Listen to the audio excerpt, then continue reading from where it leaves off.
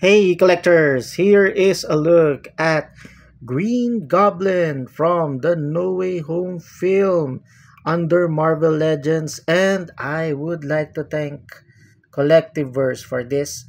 Link in the description below. Check them out. The figure comes in a closed box, and at its back you can see the content of this package with the figure of Osborn, the helmet, the hood, and the goggles, which can be interchanged, plus the glider and the transparent stand. And this is all what's included in this box set for Green Goblin No Way Home version. Once you open the box, there is another box. And inside it is a plastic tray that has the figure and the other accessories included in this package. And again, this is a waste of paper materials for Hasbro. They should have just gone back to the window type box they use with their previous toy lines. And out of the plastic tray, Norman Osborn stands below 6.5 inches tall. This figure is not only fully detailed, but it's also very tall for its character.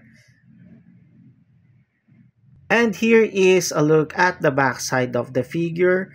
Like what you can see in front, there are also a lot of details at the back. And if you know some customizers, they would greatly enhance this figure if they added some more paint applications. The fun part for this figure is not only you have a helmet for Green Goblin, you can also remove the hood, and the head sculpt for Willem Dafoe is spot on. Hasbro really did a good job on this figure, not only with the details for his armor, but also with the likeness of the actor. Here is a closer look at the headgears for Green Goblin, the hood, the goblin mask, and the goggles. Be careful with this one because it's very small and it's prone to be lost if you accidentally drop the figure in some grassy parts of your surrounding or house. And this is what Norman looks like when you pop off the head and replace it with the goblin mask. And here is the glider on the transparent stand, and with that shot that I have, it looks like one of the spaceship from Star Wars. You don't have to be cautious with these protruding parts because they're made of soft plastic. And there are a lot of details. If you want to repaint this, you can make it come to life even more. So if you know any customizers, you could adjust the colors that Hasbro did for this glider and make it much more realistic. The figure, like all other Marvel Legends releases, have multiple points of articulation. And surprisingly, this one can hold an action pose on its own without any action figure stand support.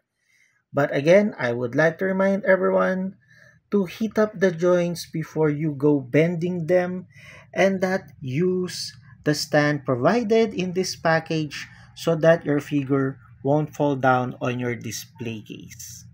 My only complaint is that Norman is too tall as an action figure.